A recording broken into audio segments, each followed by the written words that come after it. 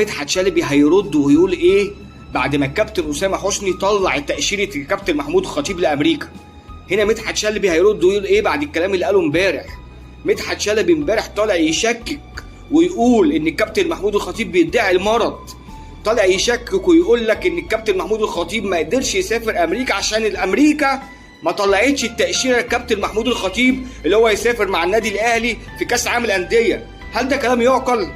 فريق مشارك في كاس عالم الانديه، هل يعقل ان امريكا مش هتطلع تاشيره لرئيس النادي؟ استحاله، استحاله. دي سفيره امريكا كانت متصوره مع كابتن محمود الخطيب جوه النادي الاهلي.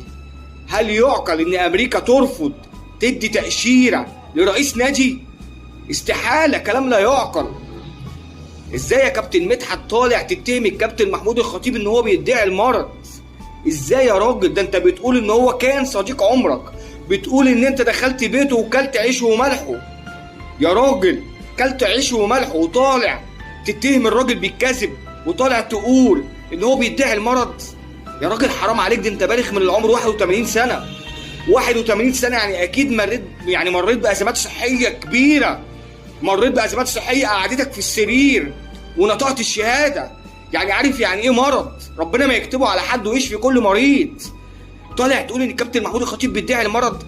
يعني هل ده كلام يعقل يا جماعه ان الكابتن محمود الخطيب محتاج ان هو يدعي ان هو مريض؟ يا راجل ده ماشي اما بيطلع مثلا اخر لقطه كانت الجمعه اللي فاتت لما كان رايح الجمعيه العموميه بتاعت النادي الاهلي، كان بيتسند على الواقف جنبه، بيتسند على دراعه وكاميرات جايبه، بس ما ينفعش يقول كلام زي كده.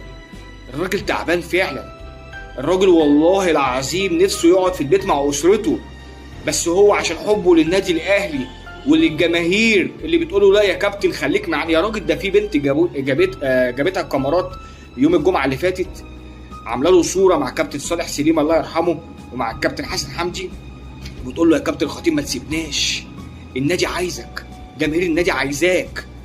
عرفت ليه كابتن محمود الخطيب مش جاي له قلب يسيب النادي الاهلي وجماهيره في ظل تعبه، في ظل ان الدكاتره بيقولوا له يا كابتن لا يا كابتن كفايه صحتك اهم، يقول لهم لا الجماهير عايزاني، النادي الاهلي عايزني. وتطلع انت يا مدحت يا شلبي بتشكك في كلام الراجل وتقول لا لا لا ده بيدعي المرض. حرام عليك، حرام عليك، اتقي الله، حرام عليك. انت يعني متخيل الكابتن محمود الخطيب يعني محتاج ان هو يدعي المرض؟ ما لو مش عايز يكمل فادي قال لهم يا جماعه انا مش عايز، انا خلاص. طلع تقول هو بيدعي المرض؟ يا كابتن مدحت يا شلبي انت موقفك باين من 2017 ايام كابتن محمود